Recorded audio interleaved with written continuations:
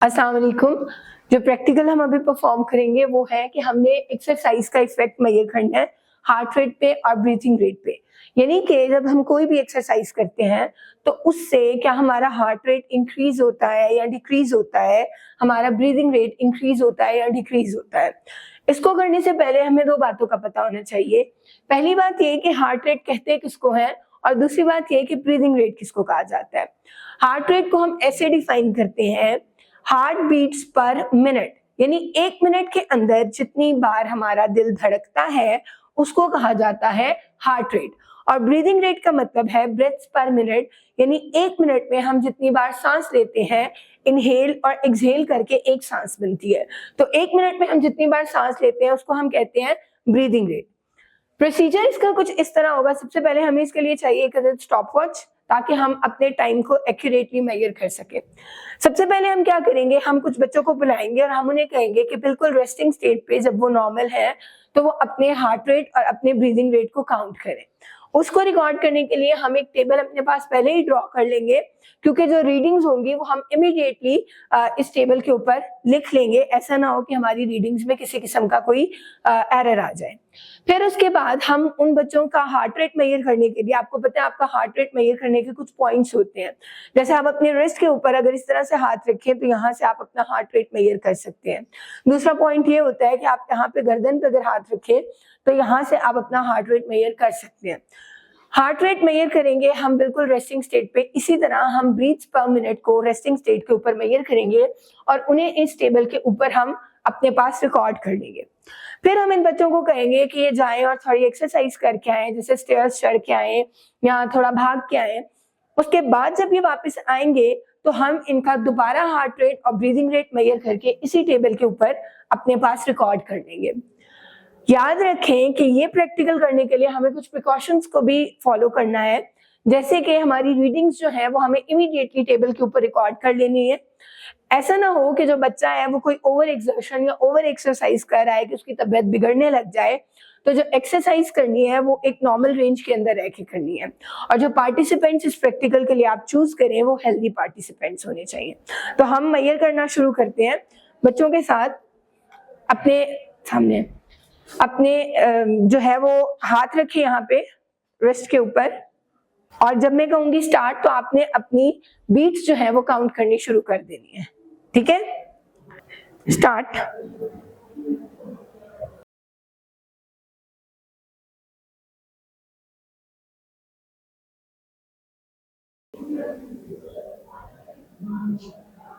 Stop. Count कर ली। अब हम इन ब्रीदिंग रेट्स को यहाँ पे अपने पास रिकॉर्ड कर लेंगे। जी सकलैन 80, 74, 94। अब इसी तरह हम इन बच्चों से कहेंगे कि अपना ब्रीदिंग रेट भी जो है वो मेजर करें 1 मिनट के लिए, और इसी टेबल के अंदर हम उन रीडिंग्स को भी फिल कर लेंगे। तो बच्चों आपने जो है, जब मैं कहूंगी स्टार्ट तो आपने स्टार्ट करना है, और जब मैं कहूंगी स्टॉप तो आपने स्टॉप कर देना है। ठीक है, और आपने काउंट करना है। जब एक बार आप सांस अंदर लेंगे और बाहर निकालेंगे वो एक ब्रीथ होगी। ठीक है, स्टार्ट। आपने बिल्कुल नॉर्मल जो सांस हम लेते हैं उस तरह सांस लेनी है और उसको गिन लेना है।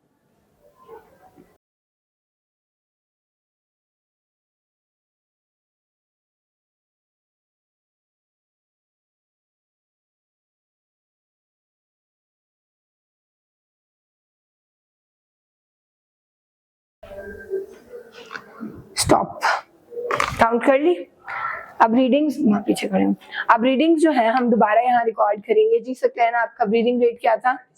36 जी, 38 और मिर्तजा 26। ये ब्रीदिंग रेट से हमारे पास जो इन्होंने रेस्टिंग स्टेट पे काउंट की है। अब हम इनसे कहेंगे थोड़ी बहुत एक्सरसाइज करके आए, और जब ये दोबारा वापस आएंगे तो फिर दोबारा से हम इनका हार्ट रेट भी काउंट करेंगे और इनका ब्रीदिंग रेट भी काउंट करेंगे। अभी जो है दोबारा से आप बच्चे जो है वो एक्सरसाइज करके आए हैं। अब हम दोबारा से इनकी हार्ट बीट और ब्रीदिंग रेट जो है वो काउंट करेंगे। स्टार्ट।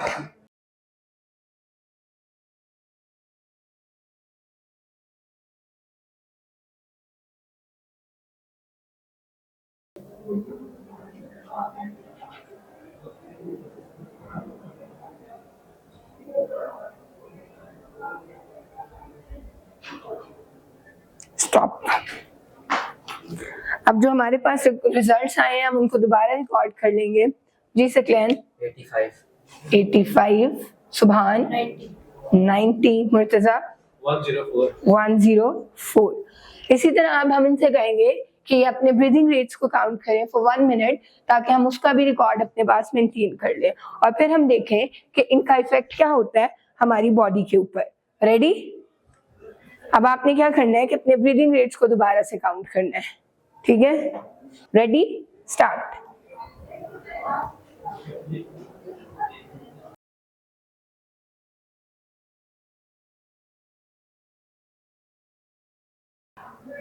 स्टॉप। हाँ जी सकलैन 40, 50, 40। हमने अपनी रिकॉर्डिंग्स जो है वो यहाँ पे अपनी ऑब्जर्वेशंस को रिकॉर्ड कर लिया है। अगर आप इस टेबल को देखें तो आपको एक क्लियर कट डिफरेंस नजर आ रहा होगा कि रेस्टिंग स्टेट पे हार्ट रेट तमाम बच्चों का कम है और जब वो एक्सरसाइज करके आए हैं तो सबका हार्ट रेट जो है वो पहले से बढ़ चुका है। इसी तरह अगर हम ब्रीदिंग रेट की बात करें तो रेस्टिंग स्टेट पे वो कम है और जब एक्सरसाइज करके आए हैं तो उसके बाद ब्रीदिंग रेट जो है वो बढ़ चुका है। इसके बाद हम हर एक रीडिंग का एवरेज ले लेंगे, मीन निकाल लेंगे और मीन हम निकालने के लिए या एवरेज निकालने के लिए फॉर्मूला अप्लाई करेंगे। सम ऑफ ऑल ऑब्जर्वेशंस, उनको हम डिवाइड करेंगे with total number of observations और हम हर ऑब्जर्वेशन का मीन निकाल लेंगे। इस रिजल्ट को मीन निकालने के बाद हम देखते हैं कि क्या इफेक्ट आता है। मीन का फॉर्मूला यूज करके हमने हर एक रीडिंग का मीन निकाल लिया है। रेस्टिंग स्टेट पे जो हार्ट रेट है वो 81 आ रहा है, जबकि एक्सरसाइज के बाद उसमें आपको एक चेंज नजर आ रहा है, वो 81 से चेंज होकर 93 पे चला गया। इसी तरह ब्रीदिंग रेट जो है वो एवरेज जो आपको नजर आ रही है रेस्टिंग स्टेट पे वो 34 है, जबकि एक्सरसाइज के बाद वो इंक्रीज हो गई है और 43 पे चले गई है। इसका मतलब ये हुआ कि जब भी ह्यूमन बॉडी किसी किस्म की कोई एक्सरसाइज करती है तो उसका इफेक्ट हमारे ब्रीदिंग रेट पे या हमारे हार्ट रेट पे ये होता है कि हमारा ब्रीदिंग रेट और हमारा हार्ट रेट जो है वो इंक्रीज हो जाता है। उसका रीजन ये होता है कि जब भी हम कोई एक्सरसाइज करते हैं तो हमारी बॉडी की energy demand according to the exercise बढ़ जाती है। उस एनर्जी की डिमांड को पूरा करने के लिए हमारा ब्रीदिंग रेट और हमारा हार्ट रेट फास्ट हो जाता है और इसका मतलब ये हुआ कि हमारी जो फिजिकल एक्टिविटी है वो डायरेक्टली इफेक्ट करती है हमारे सर्कुलेटरी सिस्टम को और हमारे रेस्पिरेटरी सिस्टम को। सो ये सारा प्रैक्टिकल था जिसमें हमने ये देखा कि किस तरह से ब्रीदिंग रेट और हार्ट रेट जो है उसको फिजिकल एक्टिविटी इफेक्ट करती है। Thank you.